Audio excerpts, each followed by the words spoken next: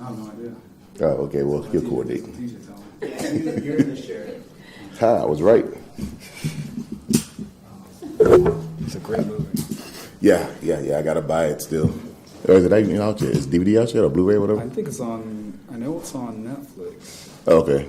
I don't know if it's on. It might be on DVD. I have to Do check. you have it? No. I love that movie, though. Yeah. T'Challa. I am T'Challa, T'Challa, king of the T'Challa Wakandans. T'Challa Day. Who wants to challenge me for the right to the throne? Who was the guy, the gorilla guy, who challenged him? I like this character. Test. M'Baku, I think. Yeah, M'Baku. Yeah. I am M'Baku of the gorilla tribe. So scoot more down table towards the camera. Oh, right. Leave the mic for a second. Okay. All right, stop right Do you have the questions and everything? I don't have specific questions, but like you guys just ripped on topics. But make sure you turn this way towards the Get an camera. angle for the camera so you can Oh, see. Yeah, it's gonna be like a double. Got you. Okay.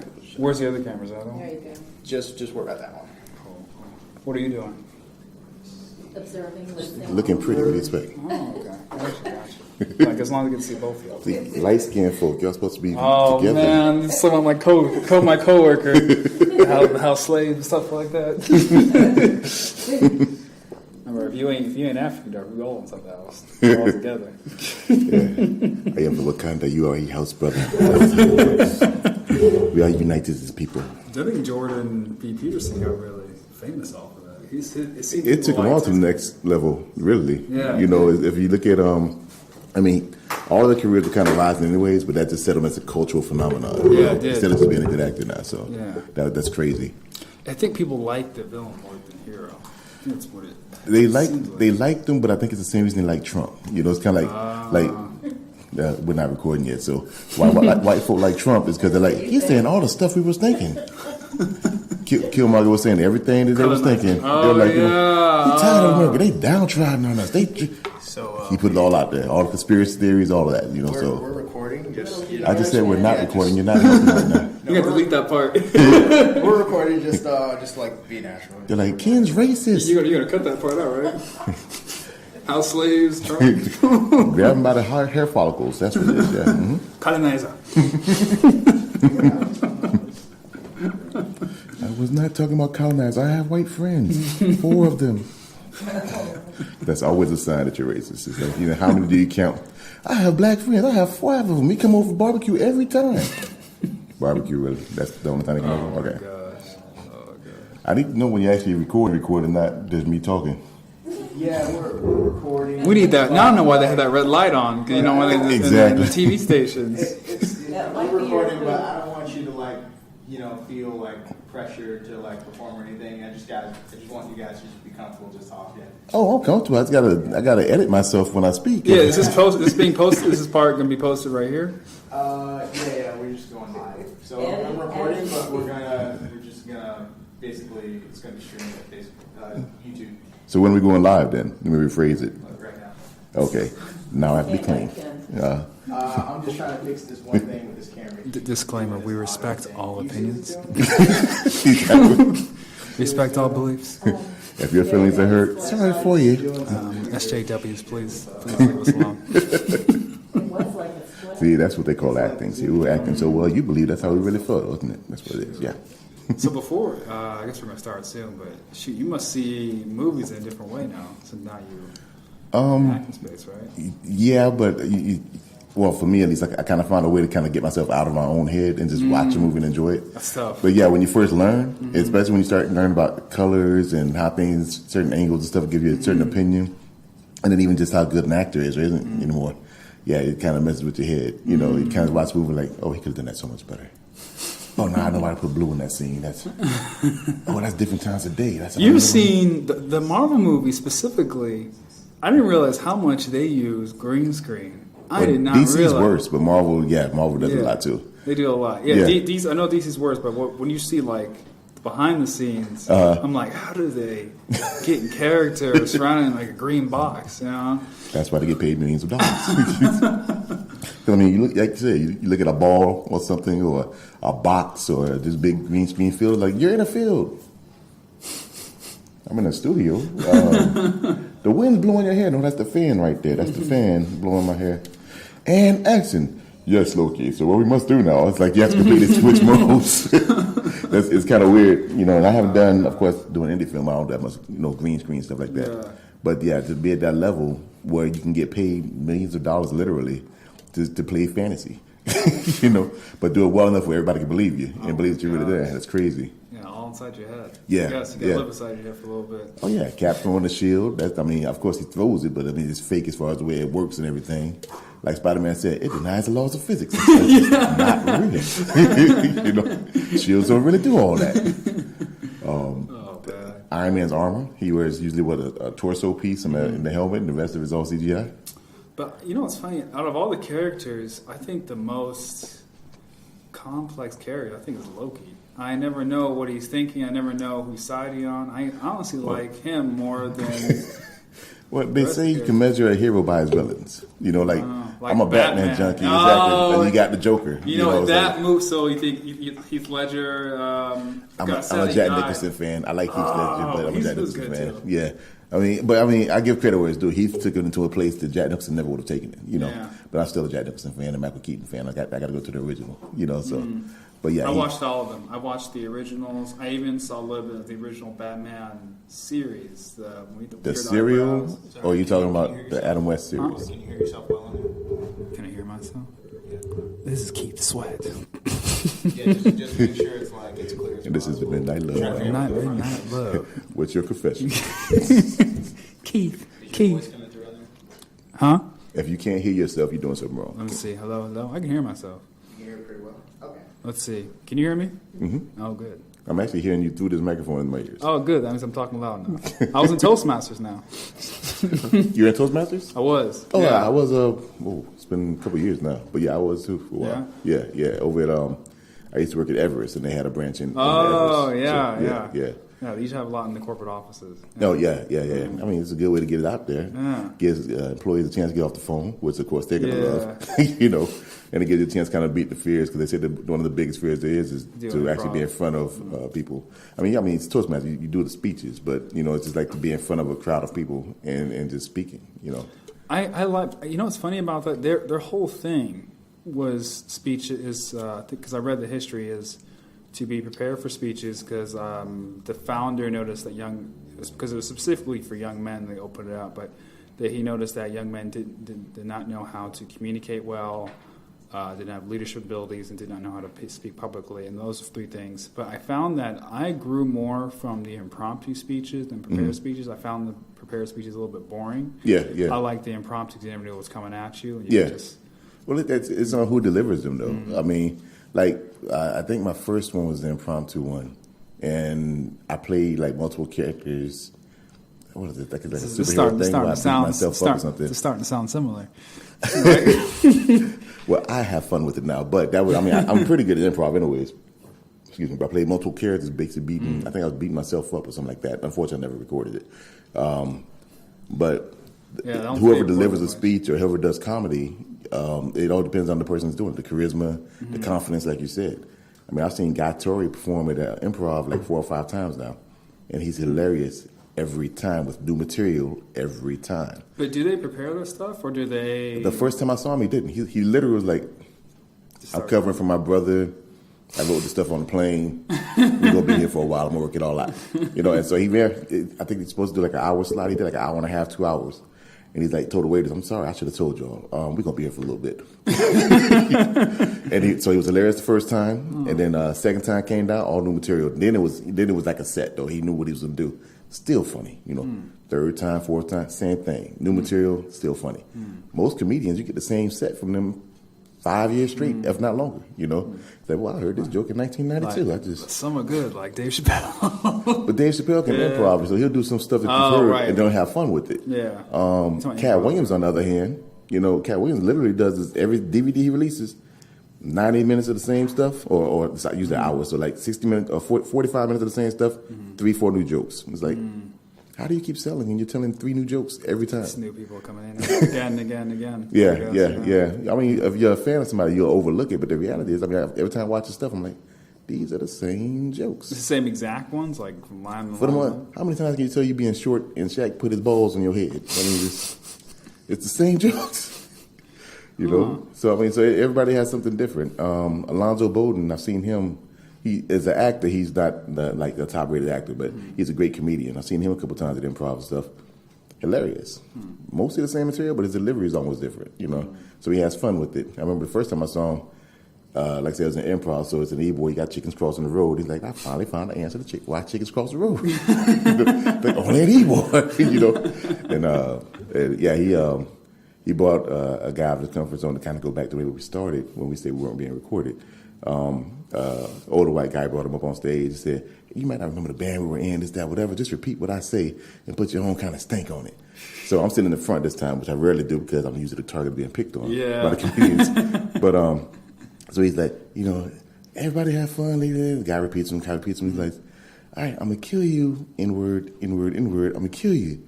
And then the white guy looks at me, and I know it's a joke, so I'm like, go on. And then of course, he does it. And Alonzo was like, you know something?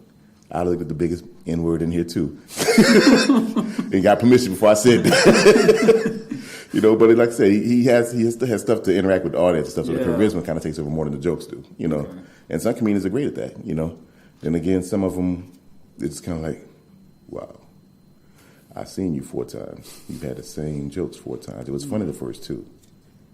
Got nothing, you know. So then it feels good if you got free tickets, and it's like, at least I didn't pay for it. Yeah, you know? That makes sense. If you had to pay $20 for the ticket, though, you're kind of like, come on, really? Yeah, you expect something different. Yeah. I mean, it's one thing if you know your stick, you know your demographic. It's entirely different if you just literally just do the same thing. You don't even try anymore. Yeah. You know. Yeah. I mean, look at the old comedians: Bill Cosby, Eddie Murphy, Richard Pryor. Eddie Murphy, rest in peace. I loved his TV show. I used to watch it all the time. Eddie Murphy, rest in peace. He died. What happened? No, wait. Bernie Mac. I think Bernie Mac. My bad. Bernie Mac. I try to keep up with some stuff. Eddie Murphy passed away. No. Bernie Mac. Eddie Murphy's still alive. Just killing comedians. We don't need Bill no more. Just going to cut Bill. That Bernie Mac show was hilarious. It taught like family values. I'm like, oh wow. Yeah. Bernie Mac was hilarious as an actor and as a comedian. Yeah. But I mean, I think his thing was just like, because like he would take what everybody would pick on him about and make that part of his joke. So like he was so confident because he was confident in spite of what everybody expected. You know, y'all call me black, kick ass. You know, it's like well, you took that joke out of the way. You know, and he just the way he delivered it. You know, not Robin Williams, although he was funny too. Robin Harris, he was funny too. But I think him and Bernie Mac were around the same time. The father from House Party. Oh, I think I know what you're talking about. I can look him up. Now that's cheating. I remember faces. What was it again? Robin what? Robin Harris. I believe his last name was Harris. Oh. Jeez. If you ever watched the House Party movies, he was, let's see. I'd have to look at it again. What year is this? How old are you? It's probably before you were born. 1988, damn. 94, so you are as young as my daughter. So it predates your time. But it's a classic movie, man. You should have seen some of this stuff. I've seen majority of it, but looking at that footage, I'm like, I guess I might have seen it when I was a kid and just don't remember. I gotta like bring it back. Yeah, well, if you've seen the House Party movie, he was like I said, he was can't remember if his kid or played his father. The light skinned one's father with the high top fade. And he would joke about him like, follow the drip, follow the drip, follow the drip, that type of thing. So if you haven't watched it, go watch the movie. I'll go watch it. Okay. But like the comedy back then, you had to be original, you had to be unique, you had to have your own sound. Kind of like rap, you had to have your own sound. Nobody wanted to be just like somebody else. You know what's funny? You say that Snoop Dogg was saying back in the day, rappers had to have their own sound or their own rhythm. If you did copy someone else, people would just basically excommunicate you. I guess now it doesn't happen anymore. So is that true for that as for comedy, for music, everything? It's like you want to stand out. You don't want to be homogenized because if somebody says you sound like somebody else, well, why not go to the source and listen to that person? You know. So now everybody auto-tune stuff, and I love T-Pain, but he set a bad trend going. It's like, okay, you did good with it. Then I guess he gave his permission for Kanye and Lil Wayne to use it. Then you got Future, and then you got Designer, I think his name is, or somebody else. And it's like, all of you using the same style. You know, it's like, the beats might be good, but it's not classic music. I'm not going to go home 5-10 years from now and be like, I got to throw that new Designer in there. Like, no, that's not going to work for me, you know. But classic hip-hop, before your time, it's like LL was different from Eric B, was different from Rakim, was different from Run DMC, was different from early Wu-Tang, anything. Everything had to have its own unique feel. Even if they're from the same area, it still sounded its own, you know. And then if everything is not even, I won't even blame it on the artist so much, it's on the labels, because they're saying, listen, this is what we're looking for, but this is what sells right now. Yeah. So you might go in like, I sound different. Like, yeah, that's good, that's nice. So we need you to sound like them, you know. And then you either give into it or you don't. Like Pink, the artist Pink. The singer? The singer? The singer, yeah.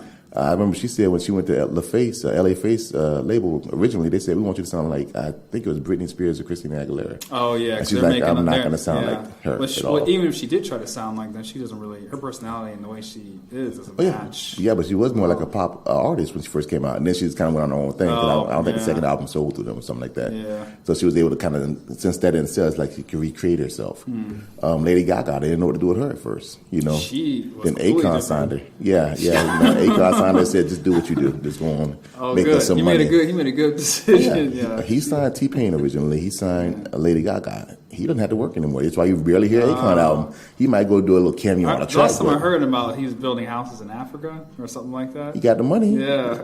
And you know, he was doing good before that. And with the two of them, it's like, he's rich. Multi-millionaire. What up, Pimp? Are we recording already? You want to come in? Who is that? You got the thing back there. How am I supposed to know? No. I don't know that guy. You just... He's looking, I guess. He's gonna scoping. Okay, He's scoping us out. Oh, okay. Like, there's a lot of black folk with headphones on. But yeah, I mean, the way any entertainment thing with it should be is like, it should be about making. But you don't always have to make a statement per se, but you should be able to bring a unique view to something. So if everything is the exact same thing, you know, like I said, whether it's comedy, whether it's singing, anything, you start making it where it's just cycles, you know. There's classic films like the Star Wars franchise when they first started. Star Trek, even any of the comedy shows back then. But everything seems like a remake now, unless they remake it. If they have to remake it, they have to remake it in a different way. Like the original Batman movies were different. I mean, were different from the ones that were made with the Dark Knight series. I mean, the Dark Knight series was darker.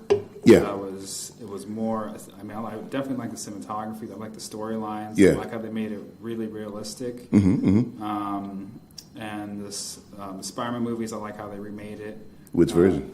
The original. Oh, which version? The one with the guy who Tobey cried a lot. Maguire. Yeah, he could cried every 2 seconds. That's Toby, I think. Tobey Maguire, Andrew Garfield, Tom Holland. Then way before your time, there was even like really cheesy. I heard about that. I saw it. Where you had the web cartridges on the outside of the hand and the utility belt and everything. But that's what I had to grow up on. See, but they brought that back in the new Spider-Man movie. They brought back some of it, like his web spinners on the outside, but in the Andrew, which one was it? They made it organic. It was the one with Tobey Maguire in it. Okay, they weren't originally organic anyway, so they changed that for the film. Yeah, well, I'm glad they changed it back because with the Marvel and everything. Recently, they've changed it back to where he has to wear. Yeah. But it makes sense though. I mean, because if you're bit by a spider, I think the joke is that the webbing would come out of your butt. It would. Nobody wants to swing that way. So it kind of works okay that it's not organic. But it's like you just try to. I mean, that's a good example though. Is that you try to find the Batman story has been told forever. Spider-Man story has been told forever. These are properties that have been around 40, 50, 60 years. Yeah. So it's whether it's cinematically or in the comics, how do you make it different? You know, because it's still the basic story. You can't only change so much. You know, Batman's parents have to die. You know, Peter Parker has to be raised by Aunt May. Uncle Ben has to die. That's their motivations. So that how do I make this a little bit different? So you're almost seeing something new. You know. And I mean, they're doing a great job. I like every incarnation of Spider-Man. Yeah, I do. To be honest, I do. The first three, I like the first one. I like the first and second one for Tobey Maguire. The third one, I was disappointed because Venom was supposed to be this big. But see, he didn't want to do Venom. I think it was Raimi's last film, right, for Spider-Man. Yeah, he didn't want to do Venom. Marvel made him do Venom, and because I think he wanted to do Sandman and the Vulture, if I remember correctly. And Marvel said, no, Venom is like our major Spider-Man villain. You have to put him in there. But they didn't make him right. They didn't make him like huge, menacing. Like they're making a Venom movie, which the character. I'm hoping it's good. Yeah, it's the same actor who played Bane, right? Yeah. Bane sucked, by the way. Well, actually, he was. I noticed, because if they made him how he really supposed to be, I don't see how they could do that without making it a little bit. Excuse me. I guess corny. I'm not sure because not really. I mean, you think about it. It's basically steroids. He takes the drug Venom is steroids, basically. So it's kind of like makes him huge. Yeah, I mean, I wouldn't have made him. I wouldn't have made him swell up as much. Yeah. But he seemed to be more because it seemed like Bane in the original Batman the comic book was more of like brute force than strategy. He was brute force. Well, it was strategy too. Remember, in I think it was a Nightfall series story arc. He sent a lot of Batman's villains against him to tire him before he fought them. That's the reason he was able to break his back. Because Batman was like, I haven't slept in 45 days. I've been fighting Riddler, everybody back to back. I'm tired. And Bane said, okay, time to fight you now. So now you're hyped up on steroids. You got a tired out Batman. Of course you're going to win the fight, So he was definitely strategic. And I'm happy they didn't go with the original costume because the costume sucked. Yeah. But I mean, they could have kept the Venom part of it. Yeah. But the only other live action incarnation of Bane we got was in George Clooney's Batman. What was that? Batman and Robin. Yeah, he was a and weird that one sucked slave. Way worse. I mean, I think on this one, I would have liked them to have had the Venom drug, for lack of a better term, and not the whole voice thing. They're trying to yes, Batman. So I was like, no. You were in darkness. Exactly. I was born in darkness. Like, just have him be normal, but it was okay. I mean, Christian Bale's voice was more annoying to me in the whole Batman trilogy. I'm Batman. Like, no, you have something in your throat. Shut up. Just be silent. You've seen the parody? Or the parody of the interrogation with Joker. I haven't seen that one. I've seen a couple of parodies where they do it and everybody does his voice, of course. But I haven't seen that particular one, though. That's funny. He keeps yelling and Joker's like, can't understand you. But he gets hit in the face. It's really good. The actor's really good. I will have to look that one up then. Okay. But I mean, it's like, what I did like about that particular trilogy, and like I said, Michael Keaton's still my favorite, but is that Nolan brought it into the real world to a degree. Now, there's some things he could have done better, in my opinion. Like what? Take away Christian Bale's voice for Batman, first of all. But there's a lot of training they missed. Like, it was basically like a year one story for him when they started that trilogy and then built his career. And there's a lot of training in there that they missed. Like, Batman didn't just train with the League of Shadows. He trained with detectives and everything. That's why he's the world's greatest detective, which that brings up a whole other issue. But he trained in different styles of martial arts and stuff, and he trained with the League of Shadows. But they just said, oh, no. He went over there, he went to the prison, then he went to League of Shadows. And he came back to Gotham. It's like, you missed a lot of the story of what made him who he is. That has to be a whole entire movie series, though. You can't do that in one. I mean, they don't get it right in Gotham either, the TV series, the TV show. Oh, I didn't watch it. I heard about it. I watched some of it. I haven't watched all of it yet. I've got to catch up on it. But there's the stuff they're missing out, in my opinion, in there. The biggest problem I have with that is that, okay, you're making all the villains older than Bruce Wayne. Yeah. So that means when he becomes Batman, they're already almost ready for him to retire. And the oldest one was Freeze, I believe. I think Freeze was old. Riddler's already on the police force, so if Bruce Wayne is like, say, 12 to 13. Wait, Riddler was on the police force? Yeah, Edward Nygma. Enigma, that's the Riddler. I didn't know that. Did you like Jim Carrey version of? I thought it was corny, but it's okay. Okay. The corniest one they've done for that series of movies was Mr. Freeze. When you had Schwarzenegger. Type through Freeze. It's like, yeah, really, no. And it's such a great. He has such a great villain story because it's one that most of them they're just lunatics, but he he is actually doing it to save his wife. Yeah, it's trapped. I forgot what some disease. Right? Yeah, I forgot what disease it is, but yeah. So basically, he's like, I'm gonna freeze you until we find a cure. Yeah. So I mean, but a lot of Batman's villains, they either have their own reason for their psychoses. I mean, outside of the Joker, who's just crazy, but he's crazy on a level where you have to think, is he a genius crazy or is he just crazy? I think he's also a chemist because he actually designs a lot of the stuff he has. Like he's the Prince of Crime, right? That's what he's called. The Crown Prince of Crime. That goes back to the Adam West TV series. Because I saw that there was a cartoon called Batman, the Brave and the Brave and Bold. Yeah, Brave and Bold. Yeah. And there was a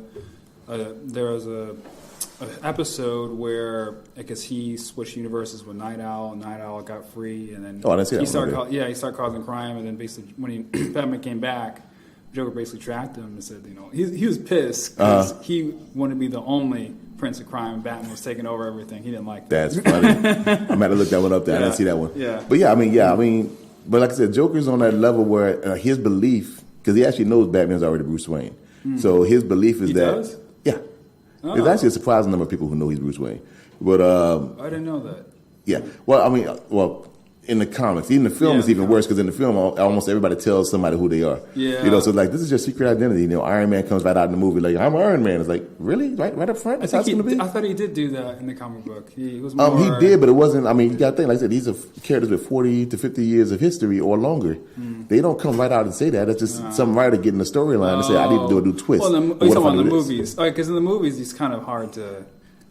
unless you don't wear a mask like Superman, it should be pretty easy to tell. Okay, that to hide is the lamest disguise, the glasses. Well, actually, when you get the right actor, it's not as bad. Think about it. If you would look at somebody and say, okay, you're the same physical stature, but if you go from Christopher Reeve did it best probably when he played Superman back in the 70s. If Superman, he's standing like I'm Superman. But when he's Clark Kent, he kind of slouches a little bit, brings his neck down, changes his voice. I don't know, man. You can still. If I was a fangirl, I'll be all on that. I'd be like, you know what, you look really close to him. Head up and chest back look. But yeah, it's all how you act it. Yeah, but anybody. What was it? There's a storyline basically where I think he had somebody else come in costume to play him. So he's like, no, I can't be Superman. Look, there's Superman right there, type of thing. And a lot of times that's what they do. I think in the Supergirl series, she had Martian Manhunter do it for her. So anytime that she had to prove that she wasn't Supergirl, he would swoop in, change his physical stature, and be Supergirl. And it's like, oh no, I can't be. Look, Supergirl right there, she's flying off. Bye, Supergirl. But a lot of characters do that. But that's once again getting the writers, and it's like, well, I'm kind of back into a corner now. How do I get out of this, this area where it's like they should have figured it out? How would they not figure it out? Oh, I have somebody else play the character for him. But yeah, Superman's an easy one. Flash is actually kind of hard because, like, in the TV series, they make it where he changes his voice by vibrating his vocal cords, but he actually vibrates some too when he's in character. So it's kind of hard to tell us who it is. Superman could also be doing that too. I didn't like his character in Justice League. The nerdy. I didn't expect to like his character in Justice League. I actually ended up liking it. Although I didn't like the way they changed the storyline some. Character-wise, he was funny. Like, for the certain moments. Yeah. Where, like, when he's running and he sees Superman, like, watching him. That was and it's kind of like, oh, okay. So there's moments that made him likable.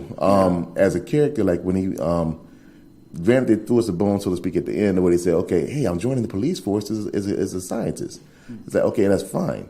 But that was your character the whole time. You weren't the Flash before that. That's actually what made you the Flash. So I didn't like how they changed some of the mythos, but of course, they're going to do it in film. It's a different medium. You have to change some things. Yeah. But changing that thing is kind of like, you're kind of losing some of the... But I understand why they did it, too. There's no character on the team that teenagers can identify with, so they had to make somebody be that character. Because it would either been Cyborg or Flash that had to be kind of brought down some. Cyborg didn't want to go with the whole tech thing, so that, okay, well, if we focus on his teenager side, we're going to miss out on this tech side we wanted to do. So let's do it to the Flash because he's not the A character. Right. So I think that's what they went for with that. So I kind of understand it. I mean, I like it, just when I understand it. Well, no, merchandise would be, of course, the toys for the characters, but like the Batmobile, stuff like that, where it's kind of like, okay, now you can do different variations of the Batmobile. You could do, they didn't do the Superman black costume, but if they did, then they would have two different costumes they could picture Superman in. I would buy that. Oh, well, just because nobody's seen it on the big screen in the actual official film yet. Yeah. I know the first thing that's going to happen, and when that happens, is I'm going to go to the gym. I'm going to see that every week. Yeah, well, if they do the Zack Snyder cut, which is still back and forth on whether it's ever going to actually happen, I think he actually had on the black costume briefly. So that would be kind of cool if they do that. What's the history behind that? Because I'm not sure if you keep up with. And actually, I'm supposed to be interviewing you, but I don't. But let me ask you one more question before we get into that.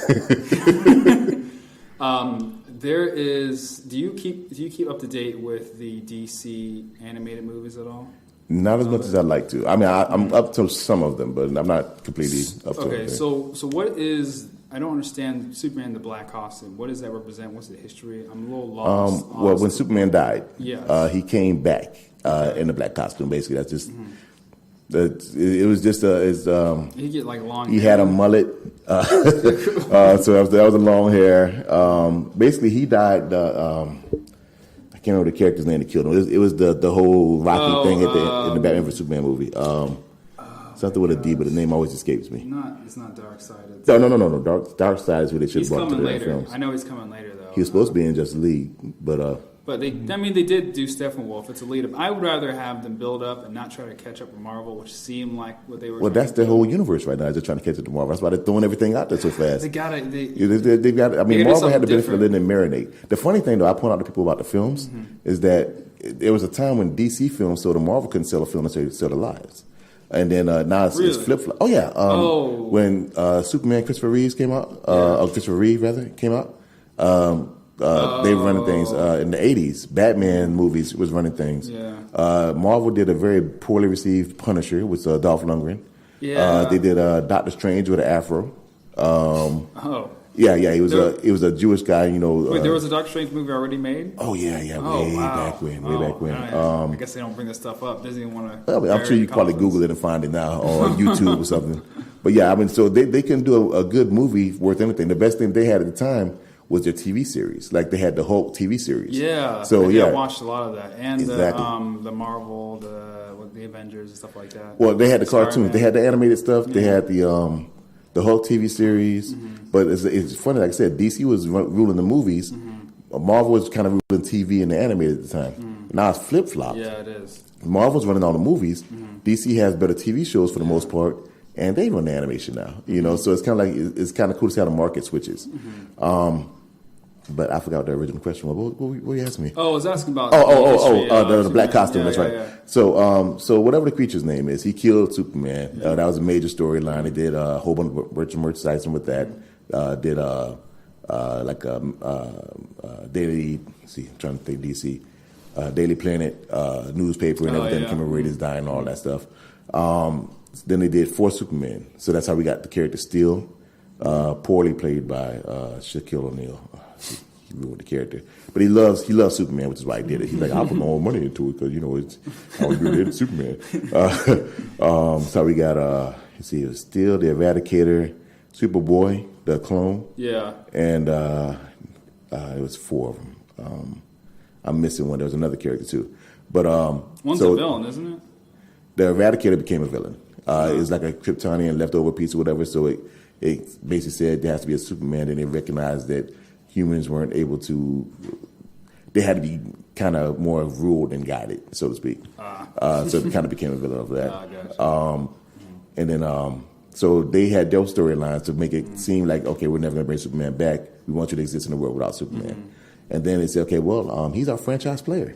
Kind of need Superman back now. Yeah. So when he came back, like I said, he came back in a black costume, had the mullet and everything. And they had to reestablish him as a character. So to differentiate him from everything they'd gone before, like a clean break, black costume, let's run with that for a while. But the black costume doesn't seem to be very popular. It seems the classic. It was for a time, for a while. But I mean, you can only change so much and keep the. I mean, at one point he was like an electric blue in Superman and an electric red Superman, and they were the same character. He basically got split. Yeah, it's kind of weird, but I've been reading comic books a long time. So there's a lot of things they've done to try to make them a little bit different. Every character, like say even Batman's costumes change, Iron Man's costumes change. Different characters take up the mantle. Like at one point, Bruce Wayne said, or it's a couple of times it happened, but Bruce Wayne's like, I'm not going to be Batman right now. Azrael, I need to take a break. I need you to step in. Azrael at that time was like an anti-hero / vigilante, almost bad guy type of thing. What was his name again? Azrael. Who's Azrael? There was the Church of. I haven't read the stories in a while. Because I know so many universes, like these comic books can go on and on and on. They create different Once universes. again, 70 years of continuity or more. Yeah. But this was during I want to say the 90s, might have been the 80s. I think it was the 90s. And so Bruce Wayne took a step from being Batman to kind of get himself together. He told Azrael, the character who played Azrael, it was the Church of Dumas, I think, or something like that. He was their weapon, so to speak. So he had fought Batman a couple times, and then when Batman stepped down, he had Azrael take over as Batman. They gave him like a whole armor look and everything, whatever. It was kind of popular for a while. But after a while, you still want the original characters back. Yeah. So then they had to bring back Bruce Wayne and go through all of that. Dick Grayson, who's Nightwing, he had to go through a period of saying, well, why didn't you pick me? You know, and plus he had to grow up, you know, so he can't be Robin forever. Right. So he stepped out, became Nightwing, went over to Bloodhaven, they started a series about that. So everything kind of changes. If you do the exact same stories that they've been doing for 70 years, like, okay, well, now we're bored. We've seen all this stuff already. You know, different artists, but it's the same story, you know. So, yeah, they've got to do that to a degree. You know, things have to change. Like there's I'm a little bit behind on Marvel now. There's a character named, I think, Riri in the Marvel Universe who took over as Iron Man briefly, and I think now she's the Iron Maiden or something like that. Oh, okay. Captain Marvel will forever be who they call Shazam now. The original Captain Marvel, but Marvel has a trademark on the name, was like DC can't use the Captain Marvel on covers. So now he just goes by Shazam, you know. But you've got that character, then they had to grow from that, so they did the Marvel family. Marvel had their own characters. They had a Kree Captain Marvel, who should be, I think, in the next film, because he's the reason that the Captain Marvel they're pushing that Brie Larson is playing got her powers. But then there's other Captain Marvels in Marvel too. There's a black one named Monica Rambeau, I believe, who's like one of the most powerful characters in Marvel comics. So basically, we can go. Yeah, we can go on. Yeah. And it all started from where black costumes come from. See, yeah, it's all changes. I mean, they have to make some changes. Actually, I'll start with the Black Panther shirt. I was like, oh, I like this guy. Yeah. I mean, but even he was a supporting character. I think he came out in Fantastic Four. Yeah, he was actually. I think he attacked them, didn't he? Yeah, I remember that. Yeah. And then over the years, they've built him up as a character. Yeah. But I think it was Stan Lee and Jack Kirby's original idea, just to make him like, okay, we're gonna make it black royalty, make him a little bit different. I forgot exactly the reason he attacked the Fantastic Four. I think it was like to test him and see. I think they were. It might have been on a mission. So it's always something with vibranium because that's usually why the Black Panther comes out. Yeah. Someone's stealing their stuff. Well, they wouldn't have stolen it. They wouldn't have had the need to steal it. Maybe Klaus stole it. I don't know. I haven't read the story in a while. But but to make him a regal character, I mean, even if you take the film out of the picture, he's one of the smartest characters in Marvel Comics. He's a king in Marvel Comics, which is something that, you know, even at that time or even now, you really don't see that much happening in comics for black characters, you know. Usually they're, especially in the 70s and stuff, they're pimps, they're thugs. Well, there's also, there's Black Panther. There's also Static Shock. I grew up watching Static Shock of DC. Yeah. And now he's going to be in the animated series of DC's Young Justice. I saw they're going to add him as one of the new characters. That's cool. But I mean, Static Shock started with Milestone, which wasn't. It was a sub company of DC. It wasn't. See, your phone's still on. You're getting vibrations and stuff. No, that's not. That's what the phone. That's the. What, my phone. My phone's over there. Oh, sure. He had a message. So it was you. No. He's probably got to get back on topic. Oh, okay, yeah, he is. all right. Let's start the interview. Okay. Let's get to business now. Okay. We'll go back. We can probably talk more about this. So Ken, tell me your story about how you got into acting in Tampa. Well, for me, it was more like to be fun to do. So I just started asking actors around the way and stuff like that. Hey, listen, let me just be an extra. I just want to get my foot in something. So when I get older, I can always stop a frame, like zoom in, right there. There's my foot. There's my eyeball. That's me right there. Yay. And then it kind of snowballed from there. People like to work with me, and I kind of found a joy and a passion in it. You know, before that, I was making my own comic books and stuff. So, but yeah, I've been doing it for close to 12 years now. 11 going on 12, I think, something like that. So I went from being an extra to now starring in some of my own films, supporting characters, won a couple of awards, all that kind of fun stuff. So but yeah, really, it was just I was an extra in one. Yeah, what was your first role? I was going to ask you about that. I think it was one of two. I can't remember which came first. I was an extra in one that never came out.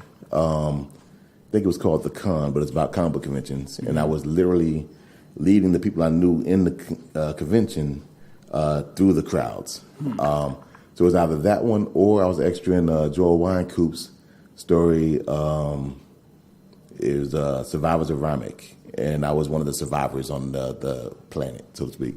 That sounds interesting. Yeah, my first line was Olibo, which is Holy Bible, which is missing some of the letters. So that was the beginning of it. So Okay.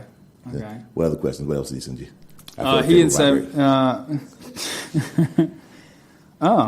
So the next question is, why did you go from acting to writing? Well, I was always writing comics anyways, so the writing came natural to me. What happened, though, is for the Action Film Challenge, the very first one that Daniel Brienza does, you get 30 days to make a film. It was my first time trying to switch gears and go to that side of it. So Marcus Kempton and myself said, yeah, we'll do it. We'll make a team. You make this happen. So I wrote the story for that one. It was called Way of the Vigilante. How's the process for that? How that? It was different. I'm used to writing my own stories, so I never had to kind of check it with anyone else and say, hey, you think this is possible? What can we do? Because in comics, everything's possible, you know.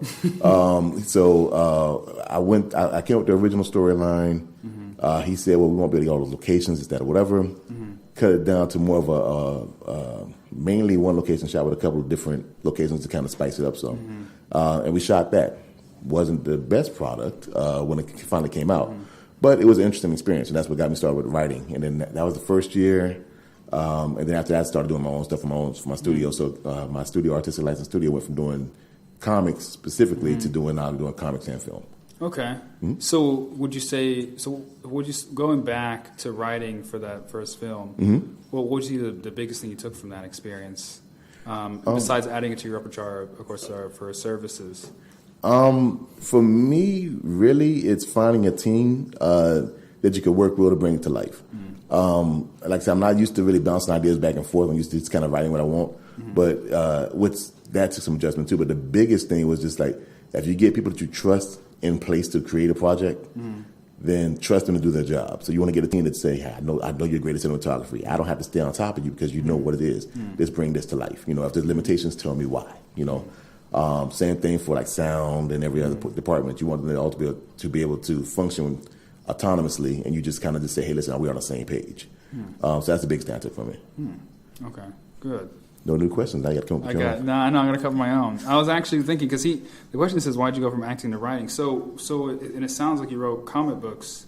So do you currently do both acting and writing right now? Yeah.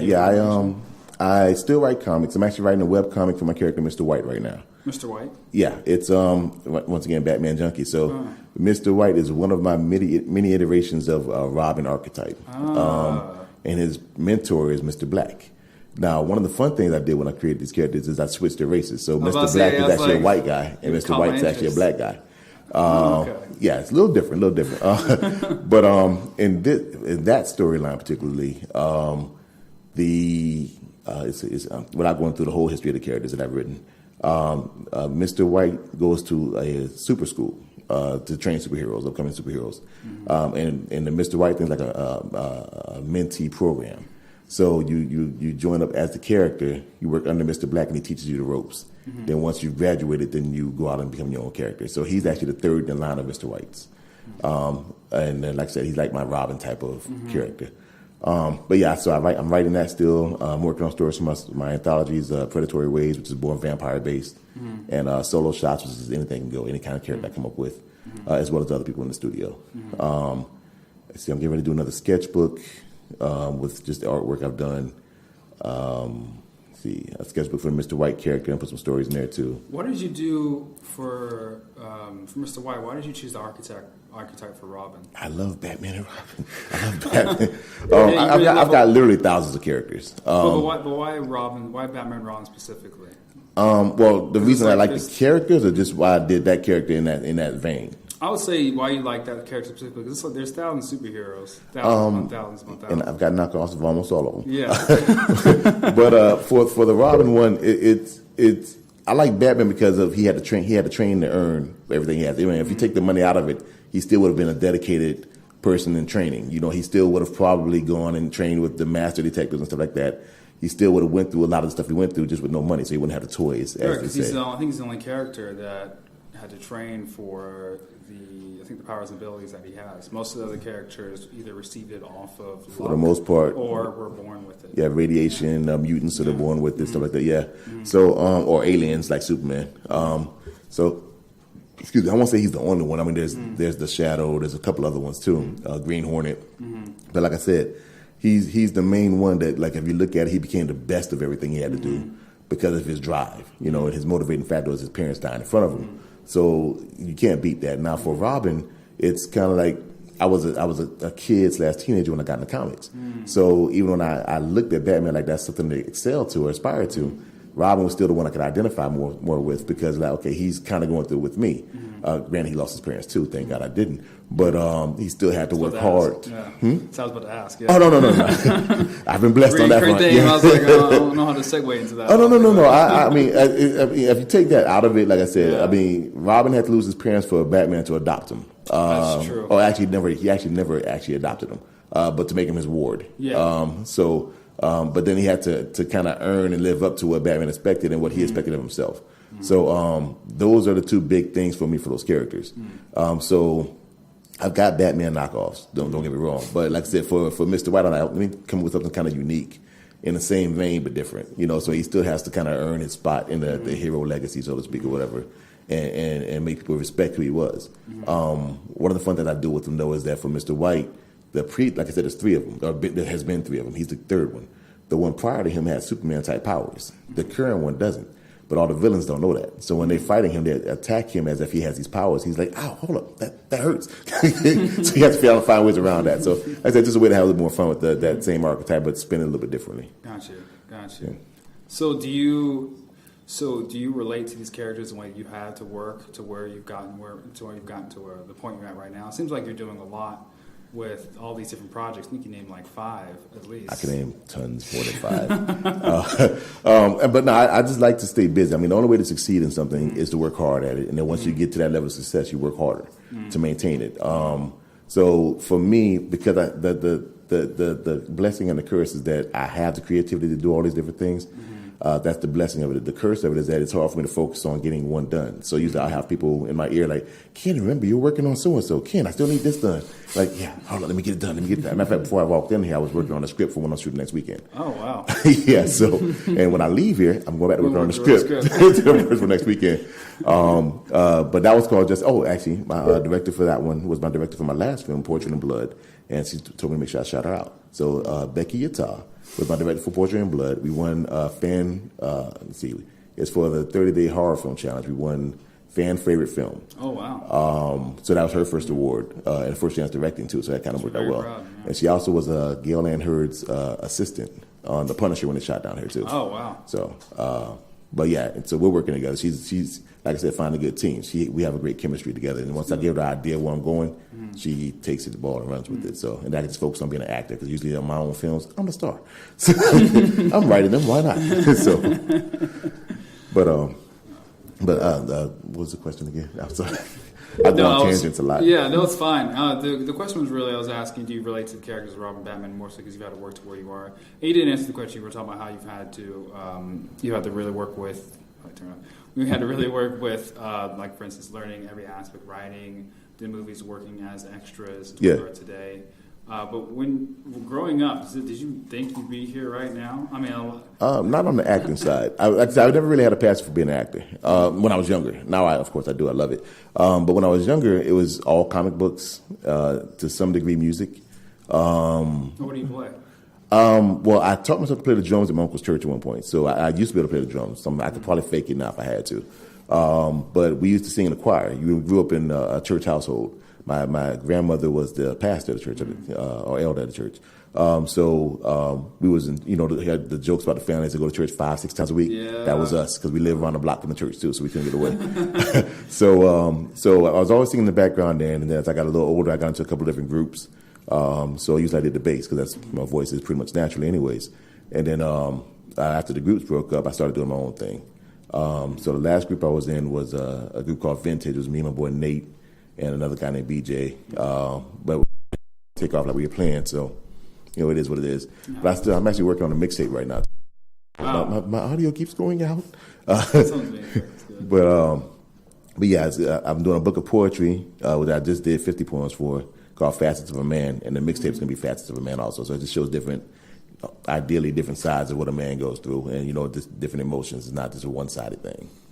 So I try to have fun with that. Can you tell me more about that? I'm actually really curious about what, the mixtape or the poetry? Of a Man? Well, just to show different facets of, like, a lot of times you'll hear music or read anything really, and it's hear. one directional. That's how I felt like that was the direction, because I was like, I think that's where it's going. Yeah. So I just I try to do a couple party songs. You want to give people what. Like I did a song called Just Tonight. You're just talking to a lady, and you meet her in the club, so you're like, hey, I just want to have fun for tonight.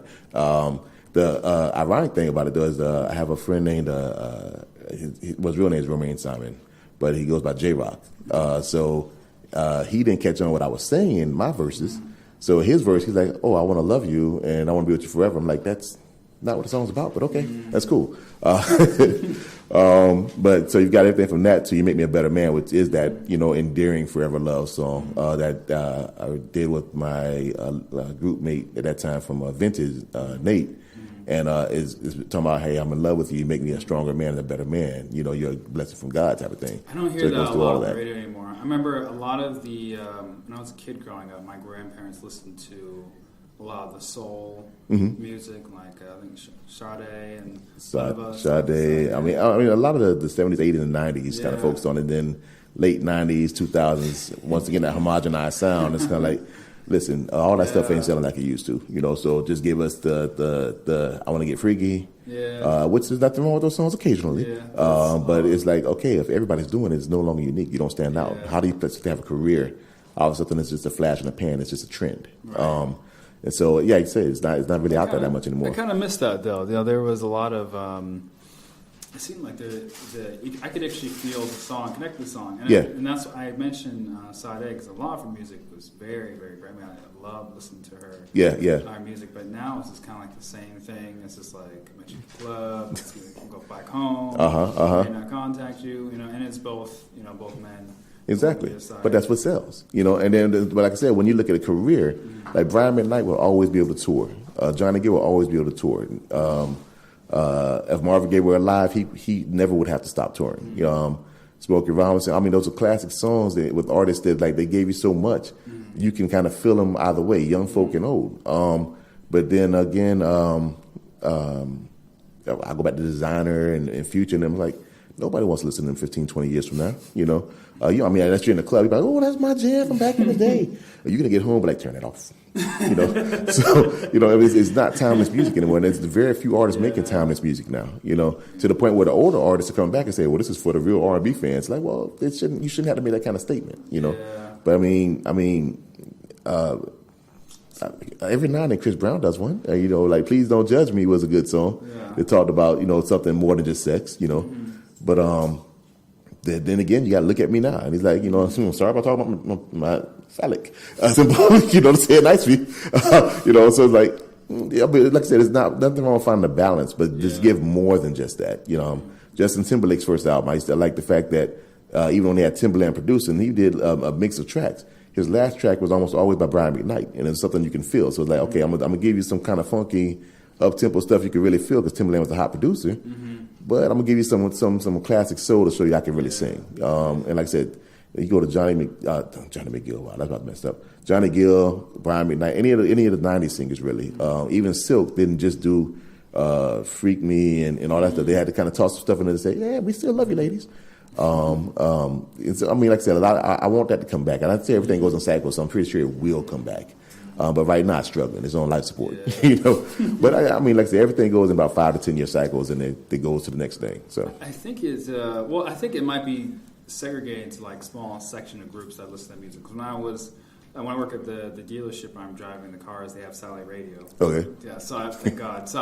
I usually like to listen to stuff from David Guetta, stuff like that type of music. But what's funny is, right behind those couple channels is actually the soul and R&B, the classic, classic rap, which I found very useful. So I could just switch between my favorite channels while I'm driving.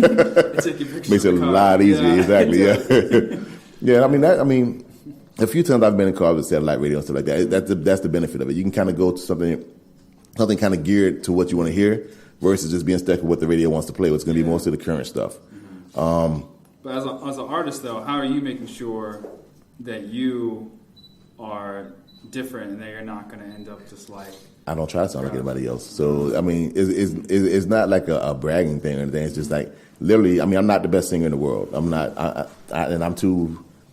I don't want to say I'm too lazy to produce, but I just, with everything I'm trying to do, taking the time to actually sit there and produce and edit and mix and all that, whether it's for music, for film, or whatever, I don't have patience for it. But because I've seen them do it, and I sat there with them doing it. My cousins were my producers. Yeah, you have to see it. This sounds better than this. This is slightly different than this. Oh, move this over here. I'm like, no, that's too much time. Let me write it. Y'all have fun with it. So my cousin produces most of my music. I've got a couple different people doing it, but my cousin G Nasty is my main producer. And he'll tell me if something is whack, like really quick. You know, he's like, yeah, that didn't work. Let's do it again. Yeah. My friend Wes Styles, he's in California now. When I met him, he was down here in Tampa. He's produced a couple tracks. And my friend Sir Jace, who's like a brother to me, but he passed away recently. But I got a couple tracks from him too. So it's going to be like an eclectic mix. I'm going to mix some of the poetry in it also. So when I finally do the mixtape, whenever I get it down and talk about it for a while, it's going to have like a balance of everything. You know, so it'll be a fun ride. Okay. Can you tell me more about that group? It seems like you're surrounded by a group of people that really support you. It sounds like people that can obviously, I like to call it, cut you into diamonds. I'm not sure if you know the motivational speaker called Eric Thomas. I've heard the name. I'm not sure if I listened to his stuff. I heard the name before. He mentioned something about how to make a diamond. You got to cut it. You know, everyone wants to have success, but no one's willing to bleed for it. Okay. So it sounds like you had a core group of people that, quote unquote, cut you to make sure you're able to produce quality content, like you mentioned. Yeah. Something's whack. Can you tell me more about that core group? Because I think a lot of people see the artists and what they're doing, but they never see the people that are supporting the person behind them. Well, like I said, it's about getting a good team. It's not just a team on a project. It's just in life in general. Right. I'm blessed to have family and friends who keep it real with me, starting from my brother, my sister, my mom, my dad, all of them, to the friends I've chosen as close friends. Not just the average, hey, how you doing, and keep walking friends. But when you get people that are honest with you, they're not afraid to be honest with you, and vice versa, it's a two-way street, then it's kind of hard to go wrong. You know, I've been told I'm a relatively humble guy, but a few times I get close to having an ego and don't realize it, they remind me, yeah, come back, your head too big. You know, and I'm like, oh, okay. So in film, like I said, Becky's one of them. My friend John Williams, who another award-winning film. Actually, we've won multiple awards now. For Solstice, which is the first one that he did for me, and then for Cursed, which was is really his project, but he allowed me to help him with the writing and the production of it. So and it came out well. We won 5 awards for that one, I think. So I've got them on the film side. Family, I heard that too. Family-wise, I've got, like I said, my cousins, my kids, everybody, and just some people just I'm associated with. They know, hey, listen, you know, it's not a matter of pushing you to do what we want. It's a matter of pushing you to succeed at what you want to do. And if everybody's on the same goal, it's so much easier. My friend Nita, she's, you know, my ace. You know, she'll tell me quick, you know, if it's something I need to get done, from braiding my hair, which she hates to do, to running me somewhere, running an errand for me, and vice versa. Again, you know, we're there for each other. You know, but stuff like that will help you to get to that point where it's kind of like, okay, now we're at a level of success. But like I said, once you get there, to maintain it, that's where the work really starts. Yeah, you know, it's like. I call it my Denzel level. Once I get my Denzel level, I can't just stop at Denzel level. I have to keep going to make it, you know, legacy money, you know, where it's like, exactly. I mean, he set aside enough money where if he's retired today, his kids are taken care of, his grandkids are taken care of, and so on and so forth. I want to be at that level where it's like you pass on his lineage, you know. But it takes work, you know. Nobody can just stop and say, hey, I made $1 million and say, okay, that's it. That's not it. That's where you really have to grind in. But if you don't have that right team there, it's so easy to fall by the wayside or blow that money like MC Hammer. For a multi-millionaire, to he's still doing good for our level, but for his level, it's like he's not even close to what he was, you know. And he's tried many things to get there, you know. But it's like, you know, he started racing horses and all that kind of stuff too. And it's kind of like, but you're not going to reach that '90s MC Hammer money or '80s, late '80s, '90s, whatever it was. MC Hammer money is done, you know. But he acknowledges it, you know. It's like I seen him do an interview. It's hard to fall from that. Well, he was overdoing it. He overextended himself because he wanted to save everybody. And it's like you have to kind of pick and choose. Yeah, you can still do to help everybody, but you can't employ the whole neighborhood, and they don't have the same drive themselves to do it. You know, right. So yeah, he just overextended. I mean, he's going on tour with hundreds of people. If you go on tour, not that I'm at that level, but if I'm going on tour, you need maybe 10 people. Somebody to make sure you get to your places on time. Somebody to do sound checks and stuff like that, and just keep it moving. But he had like 30, 40 dancers. Then he had a live band and this, that, whatever. And it's kind of like you're just getting there. You're blowing your money. Then when he had a fall from grace, so to speak, the money wasn't there. And he's like, a lot of people I helped out and gave them jobs weren't there for me when I had needed the help. So. But he also said, like I said, he's like, don't feel bad for me, because me at my lowest right now is still better than the average person. So I'm like, say he's still doing well for our level, but for what he was, I'm sure he looked at him like, man, I used to have so much more. Yeah. But I mean, I think he finally found his peace in that too. So. So what type of support group or team does an actor need, do you think? Ideally, from the business side of it, you want to have a good agent or manager. You want to have, let's see, a lot of this stuff I don't even have, but I got to make time for it. Working a regular job throws it off some too. But you want to have a good agent that's working for you to get your business, get your work. A manager, someone to look at the contracts and everything too, which the agent should do. But they're kind of different jobs. It's similar. You'd want to have, let's see, I'm trying to think at a lower level, because Brad Pitt has like, all those, that level, they have their own makeup artist, the whole thing. But at this level, you want to have those people working for you. You have to remember to hustle for yourself. So you are your biggest agent. If you won't work to get yourself a job, how do you expect anybody else to really do it for you? And then you want to have people like family and friends who are just kind of like, not that they're going to be yes men in everything you do, but they're going to tell you, you can do it. Just keep working. Give you that attaboy every now and then. But if you get yes men, that's like the biggest detractor, because they might be on your team, but they're only doing it as long as you have money. And then they're not going to tell you the truth. So if you mess up, they're not going to say, hey, by the way, you could have done it so much better. They're going to be like, hey, great job. I mean, how many groups have broken up, did you think of, where people went on a solo act and then didn't sell at all? But they broke up because everybody got in their ear. Oh, the group won't even survive without you. Nobody can make it without you. You're the man. It's like, stop telling them that. That's a lie. Well, some people like Beyonce worked out well for her. But yeah, think about it. Her dad and her mom ran the group.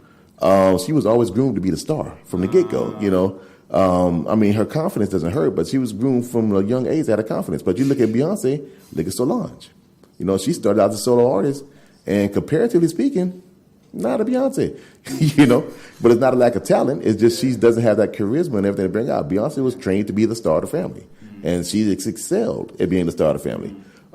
Destiny's Child. I mean, if you look at the other ones, it's not that they're not talented, but they didn't have that same grooming, from the start. I can't think of the other one's name. I know it's Michelle, Beyonce. What's the other one that did leads with her? I don't remember. I think it's something with a K. I can look it up right now. You are so cheating. But whatever her name may be, she was always groomed to work alongside Beyonce. She wasn't groomed to be a solo act. So she never had, in my opinion at least, I never spoke to her, but in my opinion, she never had the mindset of I can be a solo act. Once she became one, she had to learn the business and learn that side of it. Whereas Beyonce always had that there. Look at New Edition when they broke up, still my favorite group. But you got Johnny Gill standout act, Ralph Tresvant standout act, Bobby Brown standout act, Belle Biv DeVoe. They had to say, well, listen, you got some downtime now. The stars have gone. We should do a project. Now, fortunately for them, Poison took off. But nobody was looking at them as solo stars. And when Ricky Bell did his own album, it didn't sell as well. Yeah. So it's kind of like I said, some people just, if your mindset is to work to be the star and to work, not even to be the star. If your mindset is to work to be the best you possible, the things will happen. If your mindset is to work to be the star, a lot of times that's how people blow their money. It's like, I got a first $1 million contract. Look at my new car. Why? Really? You just got $1 million. That's all, So you have to learn to think realistically. The same thing for lottery winners. If you win. The lottery, the depression thing's a symptom after they blow all their money. A lot of them. Well, they blow it because they don't think beyond just buying what you want. It's great. You win $5 million, whatever, buy your dream house, this, that, whatever, but there's bills that come along with that. I mean, let's go beyond just people saying, oh, I'm your cousin, I need help, which is going to happen anyways. But let's go beyond that. Just think realistically.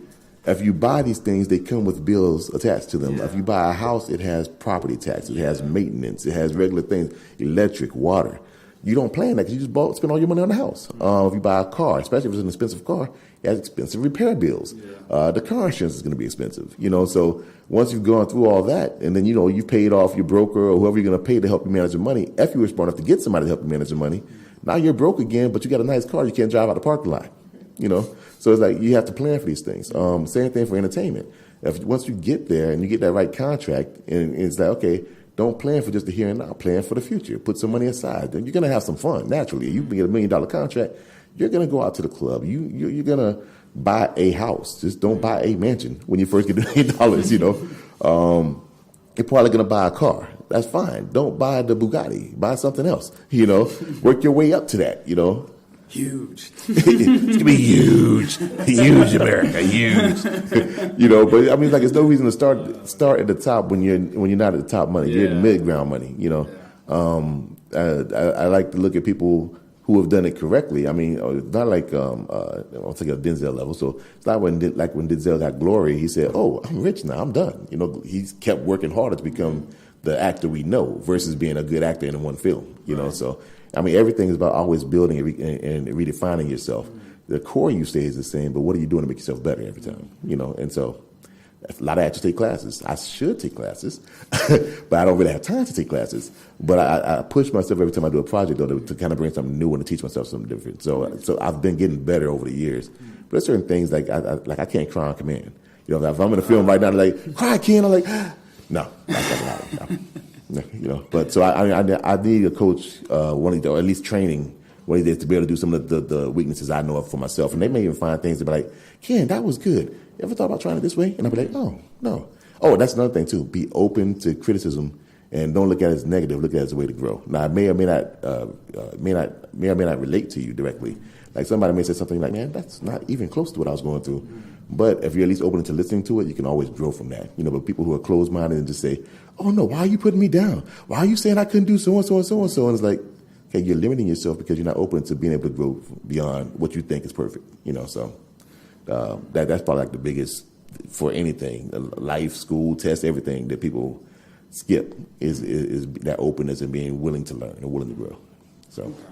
I'm sure it went off topic again. Oh, no. You answered 2 questions because the question was what type of sportsman does an actor need? You also touched on what does an actor probably need as well as open to criticism. And that group, I'm pretty sure, can help you because remember I mentioned your cousin, the producer, said if something sounds whack. Oh yeah. Tell you it sounds whack. Yeah, exactly. But should actors form their own groups or their own productions? It depends on the stories they want to tell and what their goal is. For me, Artistic License Studio, like I said, was a comic book studio first, so we could tell stories as a unified front. For film, it's kind of the same thing. I mean, the studio name is always on there because I'm trying to bring everybody in the studio up.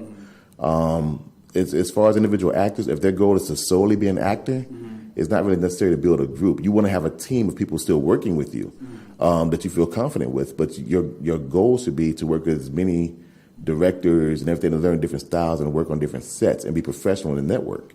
On the other side, if you feel you have a story, I just saw somebody the other day, matter of fact, actually with TJ, and she was saying, I'm not a writer. I have this story idea, but I don't know how to write. I'm like, well, stop saying you're not a writer. Write it down. You may not know how to format it, but if you have an idea and a story, if you put it on paper or type it or whatever, you're now a writer. So take that and refine as much as possible. And if you need to get help to take it further, then do that. And there's a lot of screenwriters out there that their whole goal, they're like, I don't want to write my own story. I just want to write somebody else's story and make it look good and get my name attached to it. Find them. But the first part, if you want to tell your story, if it's personal to you, is get it out there somehow. So then you want to create a team, find a director who can do that storyline and bring it justice. Then find a camera person who you trust to maybe get the right mood or a set designer and stuff like that. I mean, then you want to get something going. But at that point, you're a producer because you're trying to make a project versus just acting in a project. Right. It depends what your actual goal is. If you want to create a team per se for a project versus just being a part of something and just find people to network with it and work well with. Okay. TJ, you got more questions? It's kind of throwing me off here. I'm trying to balance both. What do you? So, do you have your own company? I'm not sure if you mentioned that. Yeah, Artistic License Studio is my company. Studio. Yeah. So you tell me a little bit about that. Well, when it started, I think we started. I want to say like 06, 07. Yeah, you were born already.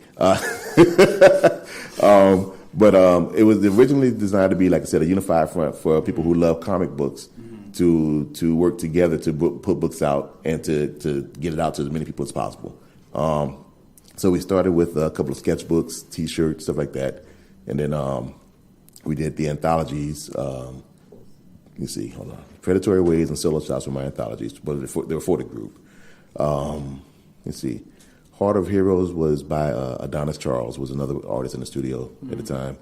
These are comic books? Just some different books we did. Rob Richardson was our original art director. Then Kashim was our second art director. John Barth did a lot of the business stuff and editing and stuff too. Lee Fells did a lot of artwork. EJ, Gary Color. I mean, we've had probably about Christine Bottoms, Nicole. He just sent you another message. Nicole, somebody. Nicole. There's a lot of people who've been in the studio, but like I said, it's always about getting us all out there. Matt Fair was one of them. I know I'm actually missing some people, so if they happen to be watching this, I apologize to them in advance. They'll probably let you know after this show. Oh, yeah, I'm going to hear about it. Yeah, I'll definitely hear about it. We'll get text messages. Hey, Ken. Numbers changed, not me. I'm sorry. Did you share this on Facebook? Did you share the... I shared the link you tagged me. Yeah. So it definitely has a possibility of seeing it, yeah. But yeah, so that's how we started, though. We started doing that. We had a couple of conventions locally, and then as time went on, some people left, some people moved, some people they lost their passion for it. But the studio maintained. And so I always say the studio, while it's mine, is still bigger than me. Oh, good. Because that's always a dream, right? You want it to go on even after. Yeah. I mean, I tell my kids when I do die, just don't ruin it. So because we all die, it's part of life. But just like whatever I leave for you, please don't ruin it. So, but I mean, like I said, just me personally, I've literally got thousands of characters because I always pushed everybody to have their own characters. I didn't want to own them at the studio. So, like while we're publishing on a unified front, these are yours. Like Lee had a book. So you get full artistic freedom when it comes to that. Yeah. It's kind of like my guide for that was the way Image when they started. They were I won't say the first big challenge Marvel and DC had, but they took over enough of the market. They were the first one they had to recognize. And then, but their whole thing is you have Image as the main banner company, but Eric Larson has his own thing with Savage Dragon. Todd McFarlane has his own thing. Rob Liefeld had his own sub companies. And Jim Valentino and the rest of them that started. So they were able to say, okay, well, listen, we don't want to be part of Image anymore. Like Jim Lee took his studio over to DC Comics. So it's a sub-imprint under them now. Rob Liefeld left Image for a while. I think he's back with them now, though. And started his own thing. But like I said, if you own it, you can pass it on to your children. Yeah. I'm not trying to deprive anybody of being able to build that same empire or legacy for their families as well. So I'm like, I don't want to own it as a studio. This is your project, but we're pushing them together as a studio. And I think, for the people who pursue it and that have the passion for it, continually, they'll find their own level of success. Like Lee has his own film thing now called Exingcore. And so he's building for his family, and the knowledge I can pass on to him, I do. But he's building his own empire in his own way. Christine is in California now, and she's doing her art. They have the new, I think, She-Ra pitch for a new cartoon or something they're doing for She-Ra. But she's been talking about for years, and she has some great designs that she wanted to do for She-Ra and He-Man too. So it's like, but everybody has to work at their own pace to get themselves. Sometimes you go through laws where it's kind of like you don't have that same passion. But the thing is to come out on the other side. It's not just to sit there and dwell in that area, because everybody has a bad day. Yeah. But if you sit in a bad day and it becomes a bad year and a bad life, that's your choice, Right. But that's like everybody still pushes. I still support them. They still support me. So, but that's how the studio started, though. Good. And you said your children, you mentioned your children, passing down to your children. Are your children artists? Not to the same way. My son is a computer engineer, actually. Oh. And then my daughter is a psychologist. Oh, wow. So, yeah. So they didn't, but when I do pass, they'll get the studio, they'll get the characters. So even if they license them out, it's like, okay, if you know a studio is not doing good work, don't license it to them. If you decide to write stuff off it or merchandise it or whatever the case may be, just be mindful of what you're doing. Like I said, just don't ruin it. Maybe their kids, when they have them, thank God they don't have them yet. But maybe their kids will want to maybe do something with them. Afraid the grandpa label? Yeah, pretty much. Yeah, I've got some of my older godchildren have kids, and so I call their kids my godgrands. I'm like, I just can't say grandkids yet. So, but I've got I think 14 godchildren, ranging from mid-20s down to 3. Yeah, like I said, I'm not ready to be granddaddy yet. I haven't given in to the term yet. So I'm God grand right now. And then when it happens, it happens. And I will have to accept that, but not yet. Not yet. Okay. But yeah, it's gonna it'll be another transition, another chapter of my life. I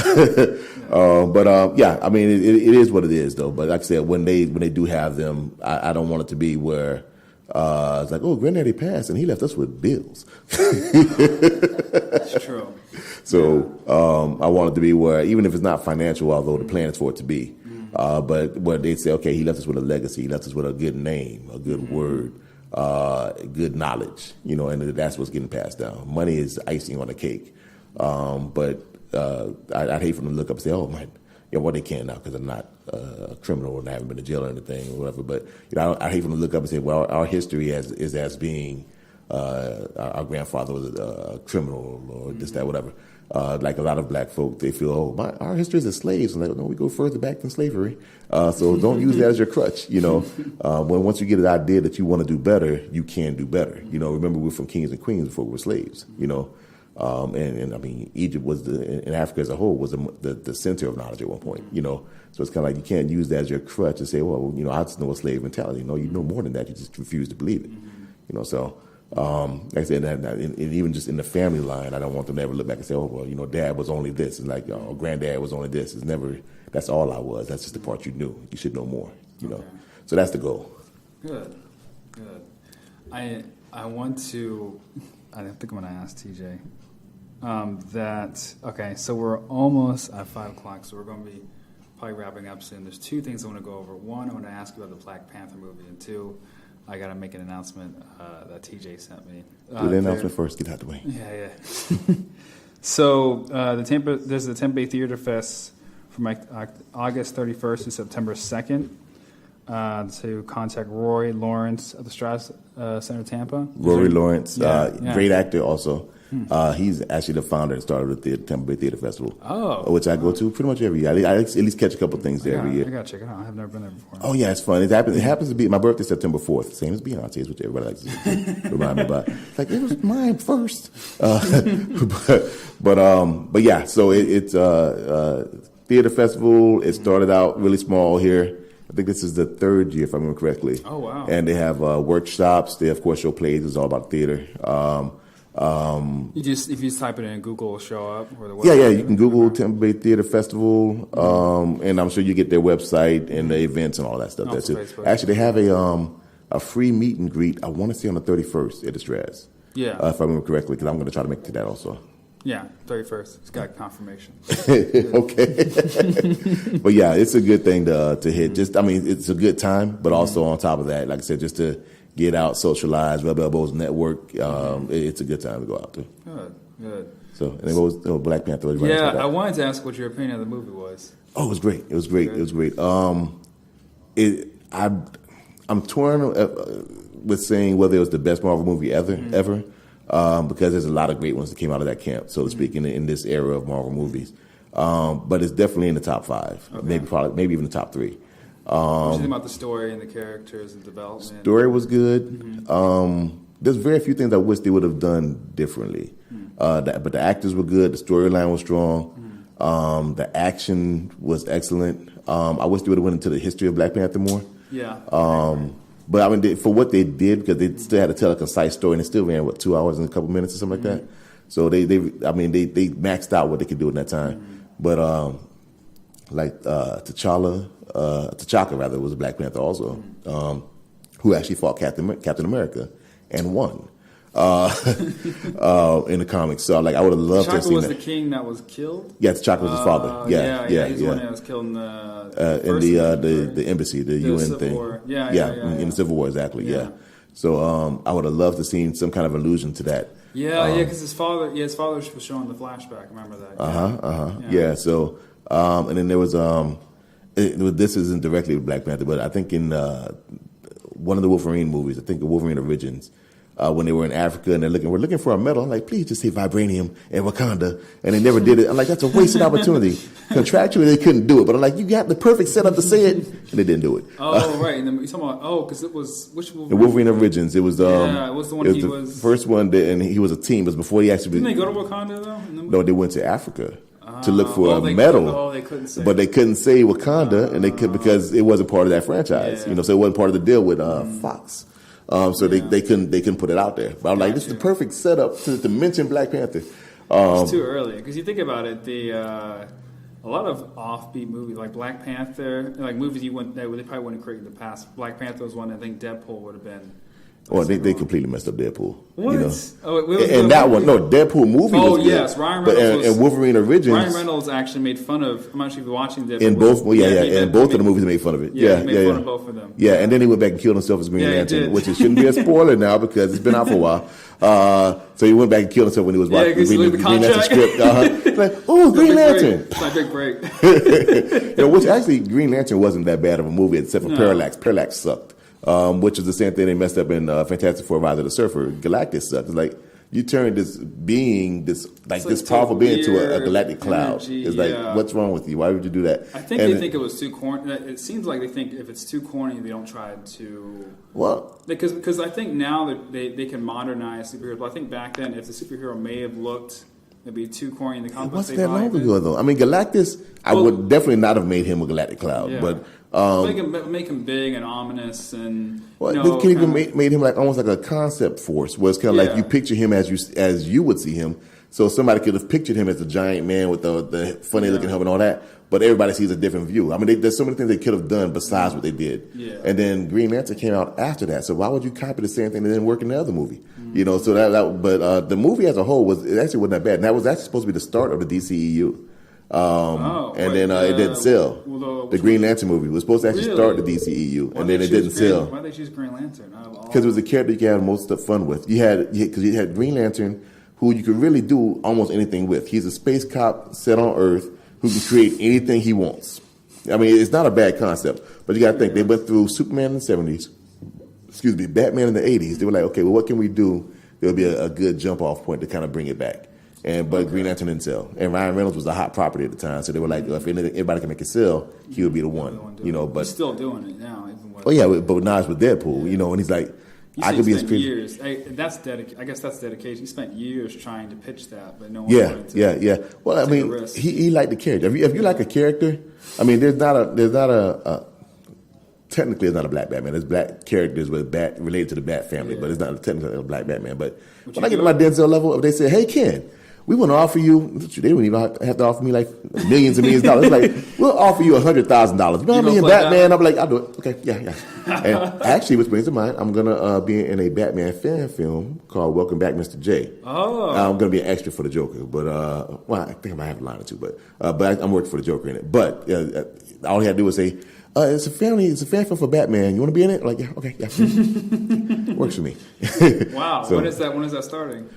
I think we're starting a couple months on that one. They're doing pre-production on it right now. Okay. So, that's by Rick Danford. That's going to be a fun one to do too. Definitely gonna see that. Yeah. Send a link. Maybe we can after this we can get share contact information. Oh yeah, definitely. Get a YouTube page and everything like that. All of that. Yeah. All right. So you see, I never use Snapchat. I don't even remember what it is on Snapchat. Most sites is my name backwards, so YNOHTNAII, which I'll send to you later. Yeah. So YouTube is that, Instagram is that. On fans pay attention. Yeah, fans pay attention. On Facebook is it's just my name, Ken Anthony, with 2 I's for the second. Twitter is Anthony Artist is the handle on it. I think that's it. I still have MySpace that I never use. And if, oh, wow. Yeah, I check it like once a year just to see, oh, that's new. And on to the next thing. And if anyone wants to contact you, say if anyone's an actor or a writer or someone who wants to work with you, how they get in contact with you? Facebook or any of them, just send me a message, or they can email me. My name backwards again at yahoo.com. So yeah, I use that a lot so to stay kind of consistent. Okay. So, but why the name backwards? I'm curious. My last name is Anthony, so I use Anthony for most things. So it's a common name. Okay. Yeah. So I use Anthony for my music. So like on Reverb Nation, it's Anthony of Vintage. Mm-hmm. So you find most of my music on Reverb Nation, and it's Who Is Anthony on there.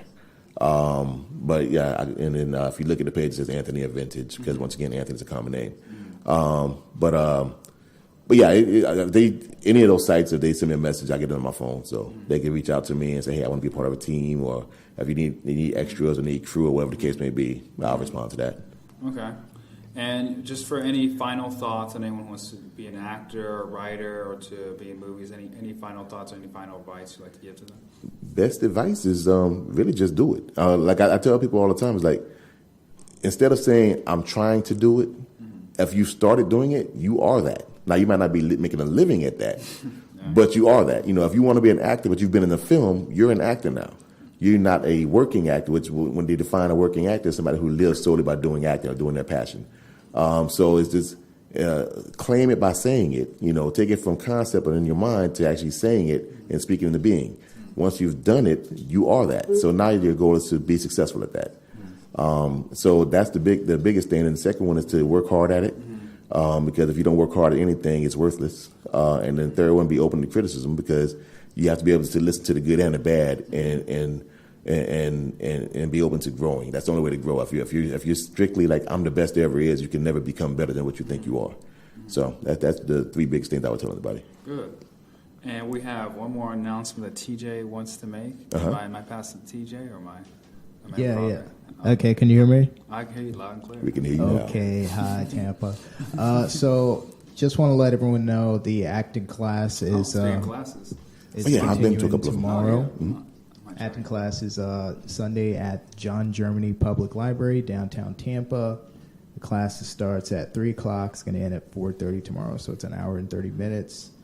And just come comfortable and just ready to act. We're just going to be continuing the classical fundamental acting skills class, and we're going to have a shoot next weekend.